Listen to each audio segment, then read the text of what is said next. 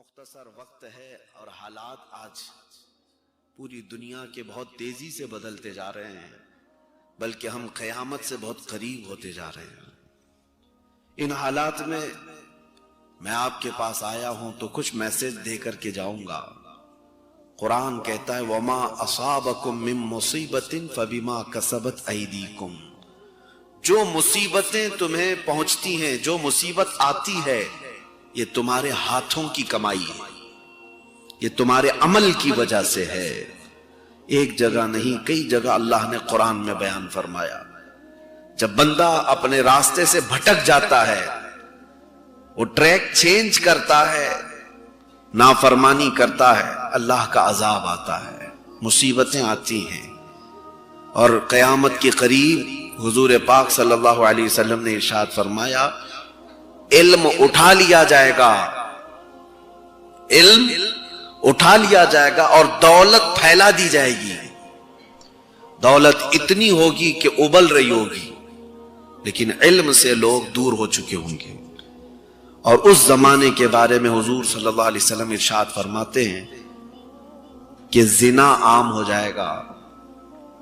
زنا جب عام ہو جائے اور قتل کرنا عام ہو جائے، بڑھ جائے گا، قتل زیادہ ہوں گے، تب کے متعلق حدیث پاک ہے، بخاری شریف کی حدیث ہے، حضور صلی اللہ علیہ وسلم فرماتے ہیں زمین میں زلزلے آئیں گے، ارتھ کوئک۔ آج جس سے ترکی، سیریا، جارڈن پریشان ہیں، ہزاروں لوگ زمینوں میں جو دھس چکے ہیں۔ لوگ تو یہ کہتے ہیں سائنٹیفک اعتبار سے کہ زمین کے اندر کی پلیٹس ہلتی ہیں۔ کیوں ہلتی ہیں؟ کیوں ہلتی ہیں؟ زمین کے اندر یہ ارتھ کوئک آتا ہے اور ہل جاتی ہے۔ سائنس آج یہ کہتی ہے ہمارے پاس ایسی کوئی چیز ہی نہیں آج تک جس سے ہم پہچان سکیں کہ زلزلہ کب آتا ہے، نہیں ہے۔ کچھ لوگ قیاس آرائی کرتے ہیں، تک مارتے ہیں، اندازن تیر چلاتے ہیں، ایگزیکٹ کسی کو نہیں پتا کہ کب کون سی زمین ہلے گی اور زلزلہ آئے گا۔ میرے عزیزوں، میں تاریخ میں آپ کو لے کر کے چلتا ہوں، یہ عذاب ہے۔ اللہ کے حبیب صلی اللہ تعالی علیہ وسلم نے ارشاد فرمایا زلزلہ، زمین کا ہل جانا، یہ اللہ کے عذاب کی نشانی ہے کہ اللہ تمہارا خدا ناراض ہے۔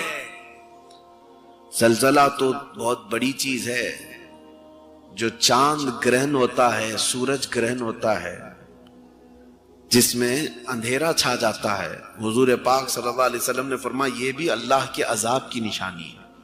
جب زمین پر گناہ بڑھ جاتے ہیں تب اللہ تبارک و تعالیٰ کا عذاب آتا ہے۔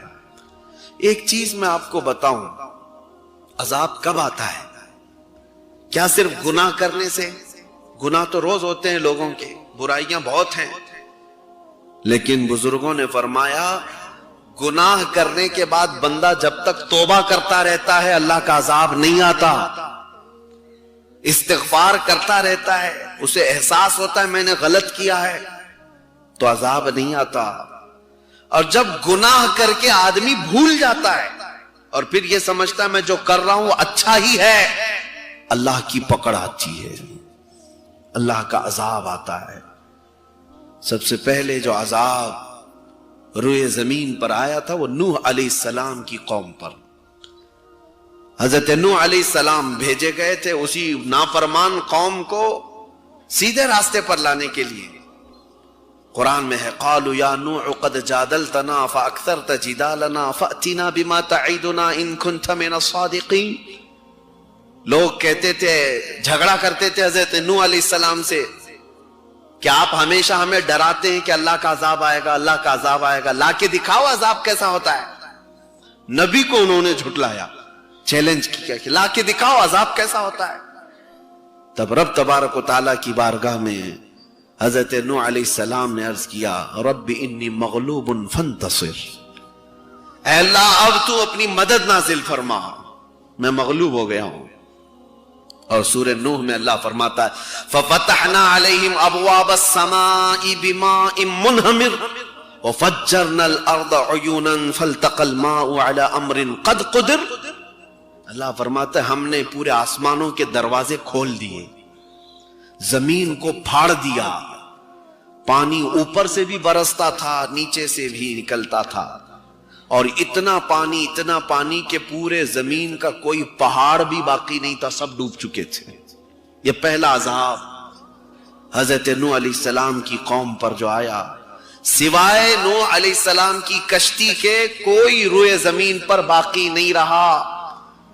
جن کو بڑا غرور تھا کہ عذاب کیسا ہوتا ہے، عذاب کیسا ہوتا ہے، اللہ نے چکھا دیا، اور آج تک وہ عبرت کا نشان بنے ہیں، آج تک تاریخ میں ان کا ذکر ہے۔ دوسری ایک قوم تھی حضرت ہود علیہ السلام کی۔ حضرت ہود علیہ السلام جس قوم کے پاس بھیجے گئے تھے وہ بہت ہی ہیوی لوگ تھے، اونچے قد کے ہوتے تھے، چوڑے ہوتے تھے۔ ان کا حال تو یہ تھا، قوم عاد ان کو کہتے ہیں، عاد۔ اس قوم کا حال یہ تھا کہ یہ پورے پتھر کے پہاڑ کو ہاتھوں سے تراش کر کے گھر بنا لیتے تھے، طاقتور قوم تھی۔ وَيَنْحِتُونَ مِنَ الْجِبَالِ بُيُوتًا، پہاڑوں کو تراش کر کے وہ اپنے گھر بنا لیتے، اور بڑے بڑے درختوں کو وہ ہاتھ سے اکھاڑ لیتے تھے، اتنی طاقت تھی ان کے اندر۔ عظیم الجثہ قوم عاد، لیکن شرک میں مبتلا تھے، بتوں کی پوجا کرتے تھے۔ حضرت ہود علیہ السلام نے انہیں روکا کہ تم اللہ کی نافرمانی میں مبتلا ہو، تم شرک اور بت پرستی میں ہو، باز آ جاؤ۔ وہ ہنس کر کے، ٹھٹا مار کر کے کہتے تھے ہمیں کوئی ہلاک کر سکتا ہے؟ ہم تو پوری دنیا کو چبا جائیں گے، کھا جائیں گے۔ پہاڑوں کو تراش لیتے تھے، پتھروں کے، انہیں ڈر نہیں تھا کسی بات کا۔ تب اللہ تبارک و تعالیٰ کو یہی چیز ناپسند ہے، آدمی جب غرور میں آتا ہے، گھمنڈ میں آتا ہے، تکبر کرتا ہے۔ ان پر اللہ نے کیا بھیجا قرآن میں؟ فَأَرْسَلْنَا عَلَيْهِمْ رِيحًا صَرْصَرًا، ہم نے ہلا دینے والی ہوا بھیجی۔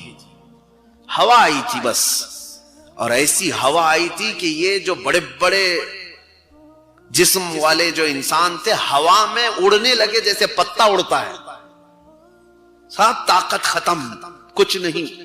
کوئی اڑتا تھا ادھر گرتا تھا، کوئی اڑتا تھا ادھر گرتا تھا، ہوائیں انہیں اڑا اڑا کر ایسے ہلاک کر دی کہ ان کے جسموں کے ٹکڑے ٹکڑے ہو گئے، وہ کہیں بچ نہ سکے۔ قوم عاد، حضرت شعیب علیہ السلام کی قوم، ان کے اندر نافرمانی کیا تھی؟ یہ ناپ تول میں کمی کرتے تھے، یعنی سامان گلہ دینے میں چیٹنگ کرتے تھے۔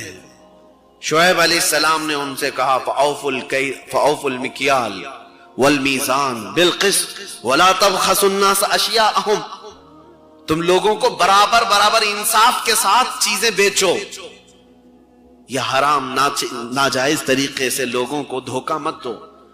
تو وہ مذاق کرتے تھے، اور اللہ تبارک و تعالیٰ نے اس قوم کو کیا عذاب بھیجا؟ ان کا تو حال یہ تھا، انہوں نے ایسے گھر بنائے تھے جس میں ان کو لگتا تھا کہ نہ پانی آ سکتا ہے، نہ ہوا اڑا سکتی ہے، نہ پتھر برس سکتے ہیں۔ انہوں نے ایسے مضبوط گھر بنا دیے تھے۔ شعیب علیہ السلام کی قوم سمود، قوم سمود۔ دیکھیں میں آپ کو یہ باتیں اس لیے بتا رہا ہوں، دنیا ہائی ٹیکنالوجی استعمال کر لے، جب وہ پہاڑوں کے گھر بنا سکتے تھے وہ بچ نہ سکے تو تمہارے پیٹروٹ میزائل بھی تمہیں نہیں بچا سکیں گے۔ کیا آج دنیا میں اپنے سیفٹی کے لیے لوگ نہیں بنائے؟ سب بنا کے رکھے ہوئے ہیں، لیکن پھر بھی ہلاک ہوتے ہیں، برباد ہوتے ہیں۔ الارم سب کنٹریز کے اندر موجود ہیں کسی ایمرجنسی کے وقت، لیکن کسی کام کے نہیں جب قدرت کی پکڑ آتی ہے۔ تو قوم سمود جو حضرت شعیب علیہ السلام کی قوم ہے، انہوں نے ایسے گھر بنائے تھے کہ انہیں پرانے عذابات معلوم تھے کہ نوح علیہ السلام کی قوم کو پانی میں ڈبو دیا گیا، ہود علیہ السلام کی قوم کو ہواؤں سے ہلاک کر دیا گیا، لوط علیہ السلام کی قوم پر پتھروں کی بارش ہوئی تھی، نوکیلے پتھر، جس کی وجہ سے وہ پورے ہلاک ہو گئے تھے۔ تو قوم سمود، شعیب علیہ السلام کی قوم یہ کہتی تھی اب ہم ایسے گھروں کے اندر ہیں، بینکر، جس میں نہ ہوا آ سکتی ہے نہ پانی آ سکتا ہے، کچھ بھی نہیں۔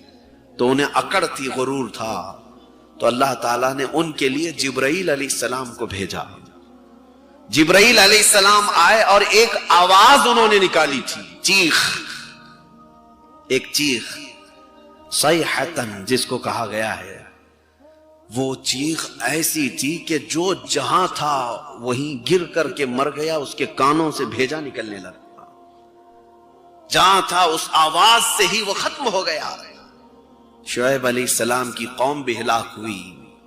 میرے عزیزو، عذابات ایک لمبی لسٹ ہے۔ موسیٰ علیہ السلام کی قوم پر تو 5 بار عذاب آئے۔ فَأَرْسَلْنَا عَلَيْهِمُ الطُّوفَانَ وَالْجَرَادَ وَالْقُمَّلَ وَالضَّفَادِعَ وَالدَّمَ آيَاتٍ مُفَصَّلَاتٍ فَاسْتَكْبَرُوا وَكَانُوا قَوْمًا مُجْرِمِينَ۔ اللہ فرماتا ہے ہم نے تو ان پر طوفان بھیجا، ٹڈیوں کا عذاب اور جوؤں کا عذاب۔ اللہ نے یہ قوم بنی اسرائیل میں عذاب بھیجے، جوؤں کا عذاب، پورے جسم میں جوئیں کیڑے پڑتے تھے، اور مینڈکوں کا عذاب، خون کا عذاب، ان کے گھر کے سارے پانی کے مٹکے خون میں بھر جاتے تھے۔ یہ سب عذاب آتا ہے ان کی نافرمانی کی وجہ سے۔ اور پھر اسی قوم کو شرک اور بت پرستی کی وجہ سے اللہ تعالیٰ نے فرمایا کونوا قردۃ خاسئین، دھتکارے ہوئے بندر بن جاؤ۔ بندر بھی بنا دیا گیا، خنزیر بھی بنا دیے گئے، کئی طرح کے عذابات آئے۔ لیکن میرے عزیزوں، وہ گناہ آج بھی ہو رہے ہیں، لیکن ویسے عذابات نہیں آتے ہیں، ہمارے چہرے نہیں بدلے جاتے، آج ہمیں بندر اور خنزیر نہیں بنایا جاتا۔ گناہ ہو رہے ہیں لیکن ویسا عذاب نہیں۔ کیوں؟ قرآن کہتا ہے وَمَا كَانَ اللَّهُ لِيُعَذِّبَهُمْ وَأَنْتَ فِيهِمْ، اللہ اس امت کو ویسا عذاب نہیں دے گا اس لیے کہ ان کے بیچ میں میرا محبوب آرام کر رہا ہے۔ اے رسول، آپ ان کے درمیان میں ہیں، آپ ان کے درمیان میں۔ اب تک ہم جو بچے ہوئے ہیں، لوگ ہم سے سوال کرتے ہیں کہ مولانا آپ تو کہہ رہے ہیں ناپ تول میں کمی کرنے کی وجہ سے شعیب علیہ السلام کی قوم ہلاک ہو گئی، بت پرستی کرنے کی وجہ سے حضرت ہود علیہ السلام کی قوم ہلاک ہوئی، آج تو سب بت پرستی عام ہے، زنا بھی ہے اور لواطت بھی ہے، اور پھر ناپ تول میں کمی بھی ہے، سب ہے، لیکن ویسے عذابات کہاں ہیں؟ عذابات کو چیلنج مت کرو، تم بچے ہوئے ہو تو رسول پاک کی رحمت کی وجہ ہے، میرے آقا صلی اللہ تعالی علیہ وسلم کی رحمت کاملہ ہے جو ہمیں آج تک بچا رکھی ہے۔ لیکن میرے عزیزو، اسی رسول نے یہ بھی فرمایا قیامت کے قریب زمین ہلا دی جائے گی، زلزلے آئیں گے، طوفان آئیں گے، زمین میں لوگ دھس جائیں گے۔ آج جب ہم یہ حالات دیکھ رہے ہیں تو دل ہمارا پسیج جانا چاہیے۔ ترکی کے حالات مسلسل وہاں کی خبریں آتی ہیں، چھوٹے چھوٹے سے بچے ملبے کے اندر دب گئے ہیں، کئی ایسے ہیں جو خواتین جو ہاتھ بھی نہیں ہلا سکتی، وہ بڑے بڑے دیواروں کے نیچے دبی ہوئی ہیں، اب 1000 میں ان کی موتیں پہنچ چکی، ہزاروں کی تعداد ہو گئی جو چیخ و پکار کے ساتھ دنیا چھوڑ چکے۔ ان میں سے شاید کسی کو پتا نہیں تھا رات کے وقت کہ کل کی صبح ہم کو دیکھنا نہیں ہے، کسی کو نہیں معلوم تھا۔ اسی لیے میرے عزیزو، ہم آج یہاں بیٹھے ہیں، ہم میں کسی کو نہیں معلوم کہ کل کی صبح ہماری ہوگی بھی کہ نہیں ہوگی، ہماری زندگی کا خاتمہ کہاں رکھا گیا ہے۔ لا تدری نفس بأی ارض تموت، اللہ فرماتا ہے کوئی بھی شخص یہ نہیں جانتا کہ کس زمین میں اس کی موت آنے والی ہے، کب وہ ختم ہونے والا ہے۔ اسی کو میں میسج یہ دینا چاہتا ہوں کہ ہمیشہ الرٹ رہو، ہماری زندگی بہت تیزی سے ختم ہونے کے قریب ہے، آخرت ہمیشہ کی زندگی ہے۔ یہ دنیا میں اگر تم سارے اپنے سیفٹی کے ساتھ رہ بھی لو تو کب تک جیو گے؟ 80 سال، 90 سال، 100 سال، اس کے بعد کیا ہوگا؟ مرنا ہے، جانا ہے، اللہ کی بارگاہ میں حساب ہونا ہے، اور وہ حقیقت کی زندگی وہ ہے ایک بار جو جنت میں چلا گیا وما ہم بخارجین منہا، اللہ فرماتا پھر اس سے کوئی نہیں نکالا جائے گا، وہ ہمیشہ کی زندگی ہے۔ میرے عزیزو، میں اپنی گفتگو کو مختصر کرتے ہوئے آپ کو بتاتا ہوں کہ ہم دنیا داری میں ایسے مصروف ہو گئے کہ آخرت کی فکر کم ہو گئی، لوگوں کو آخرت کی فکر کم ہو گئی، دنیا بنانے میں اتنے بزی ہو گئے کہ انہیں اندازہ بھی نہیں کہ ہمیں ہمیشہ کا جو عیش ہے وہ جنت کا ہے، ہمیشہ کا عیش جنت کا ہے۔ مجھے یہ بتاؤ، آپ اگر اپنی پوری زندگی لگا کر کے بھی اپنی زندگی میں کتنا بنا سکتے ہو، کتنا بنا سکتے ہو، کتنے بڑے محل بناؤ گے؟ آپ پرائم منسٹر بن جاؤ، پریزیڈنٹ بن جاؤ، دنیا کے ریچسٹ پرسن بن جاؤ، کتنا بنا لو گے؟ یہ بھاگ دوڑ تو ہم دیکھ رہے ہیں دنیا کی، آج کوئی فرسٹ نمبر پر ہے، کل کوئی سیکنڈ نمبر پر آ جاتا ہے، وہی کبھی گر کر کے پھر نیچے چلا جاتا ہے۔ یہ بھاگ دوڑ تو چل رہی ہے، لیکن پوری محنت کے ساتھ بھی تم دنیا میں کتنا بنا لو؟ پوری دنیا تو نہیں خرید سکتے، پورے ورلڈ کو تو نہیں خرید سکتے، آج کی بات کر رہا ہوں۔ لیکن آؤ میں تمہیں بتاؤں، حدیث پاک میں ہے قیامت کے دن جنتی جنت میں جا چکے ہوں گے، فیصلہ ہو گیا سب کا، سب سے لاسٹ جو بندہ دوزخ سے نکالا جائے گا اور جنت میں جائے گا، لاسٹ پرسن، آخر میں جانے والا، جب وہ جنت میں جائے گا تو دیکھے گا ساری سیٹس فل ہیں، سب بیٹھے ہوئے ہیں جنتی اپنے اپنے محل میں، اور سب اپنے مسند پر آرام کر رہے ہیں، ان کے اطراف حوریں ہیں، غلمان ہیں، موتیوں کے، چاندی سونے کی اینٹوں سے بنے ہوئے محلات میں وہ آرام کر رہے ہیں۔ جو لاسٹ جنت میں داخل ہونے والا ہے وہ دیکھ رہا ہوگا ادھر سے ادھر، میری جگہ کہاں ہے؟ کیا مجھے کچھ جگہ ملے گی بھی یا نہیں؟ سنو، اللہ کریم رب العزت ارشاد فرماتا ہے، اے بندے آجا میری جنت میں، جنت میں آجا۔ وہ پوچھتا ہے مولا میری جنت میں کوئی جگہ ہے؟ اب سنو جو بات میں کہنے جا رہا ہوں، اللہ تعالیٰ اس بندے سے یہ پوچھتا ہے کہ اے بندے جو دنیا تو چھوڑ کر کے آیا، یہی ورلڈ، جو دنیا تو چھوڑ کر کے آیا ہے، کیا تو اس بات پر راضی ہے کہ اتنی بڑی دنیا کے برابر کا ایک محل تجھے جنت میں دے دوں؟ دنیا کے برابر کا ایک محل تجھے دے دوں؟ سب سے لاسٹ میں آنے والے کے لیے آپشن ہے، سب سے لاسٹ میں۔ تو وہ بندہ کہتا ہے کہ اے اللہ کیا مجھے اتنا بڑا محل مل سکتا ہے؟ رب تعالیٰ فرماتا ہے میری جنت اس سے بھی بڑی ہے۔ پھر رب تعالیٰ فرماتا ہے اے بندے کیا تو اس بات سے راضی ہے کہ جو دنیا تو چھوڑ کر کے آیا ہے اس دنیا کا ڈبل سائز کا تجھے محل دے دوں؟ وہ اور خوش ہوتا ہے، کہتا ہے کیا اتنی بڑی جنت ہے؟ اللہ فرماتا ہے اس سے بھی بڑی ہے میری جنت۔ پھر رب تعالیٰ فرماتا ہے کیا اس دنیا کے برابر 3 گنا بڑا محل تجھے دے دوں؟ اب تو وہ خوشیوں میں رقص کرتا ہے۔ اب میں آپ کو بتاؤں، اللہ کریم حکم دیتا ہے فرشتوں کو جو دنیا یہ چھوڑ کر کے آیا اس دنیا کے 3 گنا بڑا اس کو محل جنت میں دیا جائے۔ جو سب سے لاسٹ جنت میں گیا اس کا یہ حال ہے، جو پہلے جا چکے ہوں گے ان کو کیا ملا ہوگا؟ جنت کی نعمت حقیقی نعمت ہے۔ اسی لیے میں کہہ رہا ہوں تم ناک زمین پر رگڑ رگڑ کر کے بھی اگر کما لیے تو پوری دنیا تو نہیں لے سکتے۔ اصل ہمیں جو ملنا ہے وہ جنت میں ملنا، ہماری آخرت حقیقت ہے، ہمیں آخرت میں جو ملنا ہے وہ اصل ہے۔ اس لیے اعلیٰ حضرت فاضل بریلوی رضی اللہ تعالیٰ عنہ فرماتے ہیں کہ یہ دنیا کا حال یہ ہے، شہد دکھائے زہر پلائے، شہد دکھائے زہر پلائے، قاتل ڈائن شوہر کش، اس مردار پہ کیا للچائے، دنیا دیکھی بھالی ہے۔ جو اس سے دل لگایا وہ اسی میں رہ گیا۔ مولانا جلال الدین رومی رحمت اللہ علیہ لکھتے ہیں مثنوی میں، مثنوی شریف میں لکھتے ہیں کہ ایک شہد کا قطرہ، شہد جانتے نا ہنی، گرا ہوا تھا زمین پر، ایک چونٹی آئی اس کو چکھنے کے لیے، سائیڈ سے کنارے سے تھوڑا سا چکھا اور جانے لگی، پیٹ نہیں بھرا، واپس آئی۔ لالچ ہے چونٹی کے اندر میٹھے کے لیے، میٹھا جہاں بھی ہوگا چونٹی آ جاتی ہے۔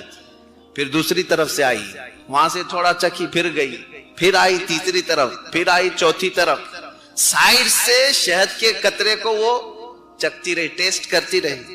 پھر دل میں یہ خیال آیا کہ شہد کے بیچ والے حصے میں کتنی مٹھاس ہوگی، میں تو سائیڈ سے لے رہی ہوں، اوپر جا کر کے دیکھتے ہیں تو شہد کے اس قطرے کے اندر گم ہوتا ہے نا، چپکتا ہے، تو چونٹی اوپر سے ٹیسٹ کرنے کے لیے چڑھ گئی، پورے ہاتھ پیر اس میں چپک گئے اور اس کا منہ بھی چپک گیا۔ مولانا جلال الدین رومی فرماتے ہیں وہ چونٹی شہد کے لیے اوپر تو گئی لیکن اس کی موت ہو گئی، وہاں سے نکل نہ سکی۔ فرماتے ہیں یہی حال دنیا والے کا ہے، کبھی وہ سوچتا ہے تھوڑا مال یہاں سے لے لوں، تھوڑا مال یہاں سے لے لوں، لیتا لیتا لیتا پھر وہ سوچتا ہے بڑے بڑے لوگ جو بنگلوں میں فخر کرتے ہیں وہاں کیسا ٹیسٹ ہوگا، وہاں جا کے دیکھتا ہوں۔ تو دنیا میں بڑھتا جاتا ہے بڑھتا جاتا ہے، اور یہ دنیا اسے ایسا گھیر لیتی ہے، موت آ جاتی ہے، توبہ کی توفیق نہیں ملتی، توبہ کی مہلت بھی نہیں ملتی، وقت بھی نہیں ملتا۔ اس لیے میرے عزیزو، اس دنیا کو اعلیٰ حضرت نے سچ فرمایا، شہد دکھائے زہر پلائے، حقیقی زندگی میرے مصطفیٰ کے قدموں میں ہے۔ نبی پاک صلی اللہ تعالی علیہ وسلم کی غلامی میں جو لطف ہے وہ کسی زندگی میں نہیں ہے۔ دیکھو بلال حبشی سب چھوڑ کر کے آئے، اور مکہ والے انہیں مارتے بھی تھے گھسیٹتے بھی تھے، لیکن میرے مصطفیٰ کی غلامی میں جب آئے مقام کیا ملا؟ جب مکہ فتح ہوا تھا تو جانتے کعبے کی چھت پر کس کو چڑھایا گیا؟ بلال حبشی کو چڑھایا گیا، تاکہ دنیا کو یہ بتایا جائے کہ جو رسول کا غلام ہوتا ہے وہ کعبے کے اوپر بھی پہنچ جاتا ہے، اس کے قدم خانے کعبہ کے اوپر ہے۔ اسی لیے ہم نے یہی سب دیکھا ہے زندگی میں، جو حضور کی مصطفیٰ کریم صلی اللہ علیہ وسلم کی وفا کرتا ہے، وہ ذرہ ہو تو اللہ اسے تارا بنا دیتا ہے، وہ اگر قطرہ ہے تو اللہ اسے سمندر بنا دیتا ہے۔ آئیں ہم اللہ کریم کی بارگاہ میں توبہ و استغفار کرتے ہیں، مولا ہم سب کو گناہوں سے توبہ کی توفیق عطا کرے، اور عذابات سے اللہ ہماری حفاظت فرمائے۔ جو ہولناک عذابات آئے اور جو ترکی، سیریا، جارڈن وغیرہ کے غریب مسلمان یا جس طرح بھی لوگ جوجھ رہے، مولا ان پر رحم کرم فرما دے۔ اے اللہ ان کو جو انتقال کر چکے ان کی بے حساب مغفرت فرما دے، اور جو آج زخمی ہیں اللہ انہیں شفا عطا فرما دے، اور پوری دنیا کے مسلمانوں کو مولا تو اپنے رحم و کرم میں جگہ عطا فرما، تیرے حبیب پاک کے سچے غلام بنا دے، زندگی میں بھی عزت عطا کر، اور آخرت میں میرے رسول کے جھنڈے تلے ہم سب کا حشر فرما۔ وآخر دعوانا ان الحمدللہ رب العالمین۔ السلام۔